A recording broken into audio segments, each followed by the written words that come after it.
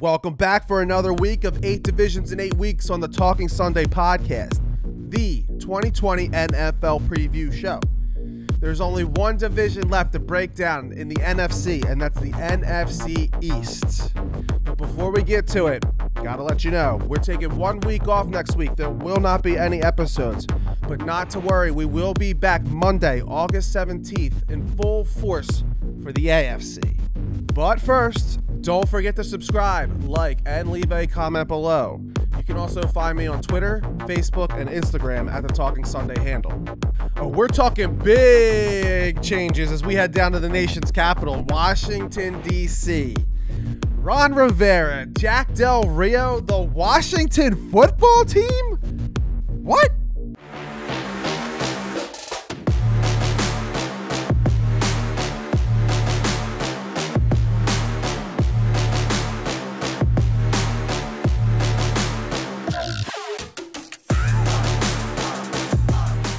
After 5.5 seasons with Washington, the organization decided enough was enough and waved goodbye to head coach Jay Gruden as they fired him in mid-season form after an 0-5 start to last year's season, making his overall tenured record with the team just 35-49-1. Yikes. Now, with interim head coach Bill Callahan calling the shots, the team did not do that much better as they only finished the season with a 3-13 overall record. The offense was absolutely putrid, ranking dead last in the NFL in offensive rankings. 32 of 32 teams, Washington. Not only that, they were dead last in the pass, and rookie quarterback Dwayne Haskins actually ended up the season finishing 23rd among all quarterbacks. He did a nice job taking care of the ball, ranking among the league leaders in avoiding turnover-worthy plays. He did, however, take a lot of sacks that could have been avoided. Overall, he missed a lot of high-percentage throws while inviting pressure. Rookie wide receiver Terry McLaurin, or as some people like to say, Scary Terry, broke onto the scene last year by going over 900 receiving yards and 7 touchdowns, one of the great bright spots on this offense. Outstandingly, he was tied as the 6th best wide receiver in the NFL with Tampa Bay's Mike Evans. Outside of Scary Terry, Washington's wide receiver core is thin and made of a mishmash of misfits. As bad as the offense was in the passing game, they fared a little better in the run game, ranking 22nd overall. After suffering a meniscus tear in his knee, Darius Geis only played in 5 games last season, forcing the 34-year-old Adrian Peterson to shoulder most of the workload. Peterson only ranked out as the 34th best running back last year, as father time has become very evident. Given the ball 211 times, he ran for just under 900 yards, only 5 touchdowns, and averaged 4.3 yards per carry. Another bright spot to this Washington offense was the offensive line. The line was operating without one of their best players when Trent Williams decided he was not going to play this year due to his displeasement with the organization. But they did still finish ranked among the top half in the league, led by Brandon Sheriff before he went down with a season-ending injury. Sheriff was an absolute force to be reckoned with in the run game this year. He ranked out as the 9th best overall guard in the NFL for the 2019 season. With a sad offensive showing overall, the defense didn't fare out that well either. They were terrible against the run, finishing 2nd worst in the league and 15th against the pass. They did, however, finish in the top third of the league in sacks and 3rd in quarterback hurries. Star pass rusher Ryan Kerrigan, now 31, had his worst season since his rookie year in 2011, accumulating only 5.5 sacks. Big changes were certainly in store for the Washington organization, and it all started with the hiring of ex-Panthers coach Ron Rivera. Rivera has actually had a relatively successful career in the NFL, and all Washington fans should be really excited about this hiring. He leaves Carolina as the winningest head coach in franchise history with 3 NFC South championships, 4 playoff berths, 1 Super Bowl appearance, and a Coach of the Year award back in 2013. Now, being a defensive-minded coach, Rivera has always believed in a run-heavy offense paired with a nice, stout defense, and it actually seems like Washington is built perfectly to fit that scheme. With budding running back Darius Geis, Adrian Peterson still on the roster, and newly acquired Peyton Barber from Tampa, there'll be plenty of backs to go around to do that ground and pound offense. Rivera also brought along with him his offensive coordinator from Carolina, Scott Turner, and he also signed Jack Del Rio to help him call the defense. Del Rio has had his fair share of success in the NFL, and with Rivera and Del Rio's expertise on the defense, we should eventually see this Washington defense flourish. Speaking of the defense, Washington cut ties with both their starting cornerbacks, starting with Josh Norman, followed by Quentin Dunbar. While Norman is aging and had his worst season as a pro ever, Dunbar actually finished the season ranked as the second best corner, only behind San Francisco's Richard Sherman. Both corners were ultimately replaced by Ronald Darby from Philadelphia and Kendall Fuller from the Chiefs. Fuller should be the #1 starting corner come week 1, and the two should make a decent pair.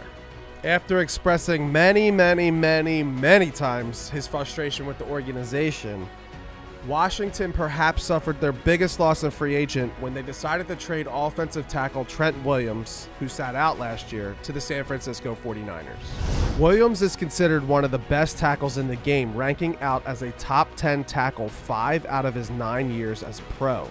Other longtime notable Washington players, tight end Jordan Reed and running back Chris Thompson, were also let go by the team.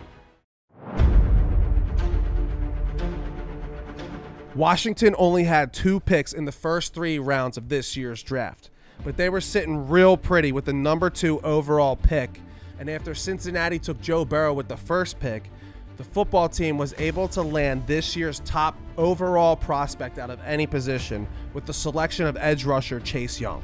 Young may be the best pass rusher to come into the NFL in a decade, and there have been some pretty good ones. He was able to statistically separate himself from the Bosa brothers and Myles Garrett during their college careers. He could be the missing component to unlock Washington's full potential on the defensive line. Young gives the team 5 former first-round picks along the defensive line, each of whom has shown flashes. And if you don't think Ron Rivera is the ground and pound type of coach, with their second pick, Washington took another running back, Antonio Gibson, out of Memphis. He showed a combination of elusiveness and explosiveness that few backs in this class possess. And in the receiving part of his game, Gibson has one of the most impressive skill sets of any running back in this class. Washington has one of the toughest schedules as we head into the 2020 season. They're one of the few teams that will have to play 3 straight road games, and it just so happens that some of the toughest opponents on their schedule are during those 3 straight road games. During that stretch, they'll have to travel to Dallas, Pittsburgh, and San Francisco starting on Thanksgiving in Week 12. And we'll only get to see the football team on Turkey Day, as they're not slated to play any primetime games. Not only are they daunted with a really hard schedule, but dealing with the media backlash and political climate for Washington will be a really big distraction and obstacle they'll have to overcome. A letter signed by 87 shareholders and NFL sponsors like Nike, FedEx, and Pepsi was sent to them, urging them to cut their ties with the team unless the team name was changed. In addition, several retail companies had also begun removing Redskins merchandise from their stores, while FedEx stated their intent to cancel their sponsorship of FedEx Field, which is the team's stadium, if the team name was not changed. Shockingly, Dan Snyder and the organization finally decided to retire the name Redskins. I honestly never thought I was going to see this day, and it would just keep getting passed down through the Snyder family for generations and generations, but it happened. Like, whoa. Not only did they retire the name, but they also decided that they were going to release a new logo and a new nickname at a later time. Now, for the 2020 season, Washington has decided to officially go by under the name the Washington Football Team. That's it. The Washington Football Team.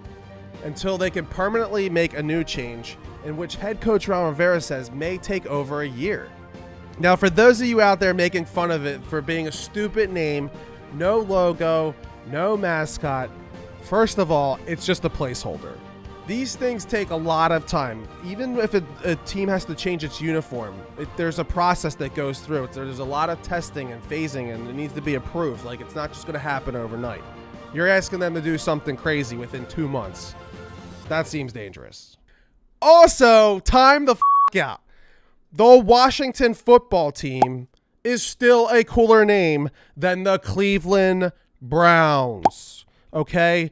The Browns were named after their co-founder and original coach, Paul Brown, and their logo is literally a plain orange helmet. All decided on, all still exists today. I don't want to hear about being creative. Although Washington should have probably prepared for this day because inevitably it was going to happen, their backs are against the wall and you can't force the team to do anything within the first 2 months. So let's all wait, let's all breathe, let's all see what they do before we jump down their throats. With all these distractions that are probably going to last throughout the whole season, a brand new coaching staff where things are going to probably take time to gel, a really young quarterback, a defense that's gotten better up front, but will probably still suffer on the back end, and a really, really hard schedule, I can't possibly see anything going right for Washington this season. We should see a little improvement out of Haskins this year if Ron Rivera sticks to his run-heavy offense by limiting the amount of passes Haskins throws per game. I'm just not sure how long that style of offense can last if the defense can't stop anybody on the back end. For those reasons alone, I have the Washington football team finishing last in the division with a 2-14 record, missing the playoffs. Doom and gloom is certainly on the horizon for Washington fans.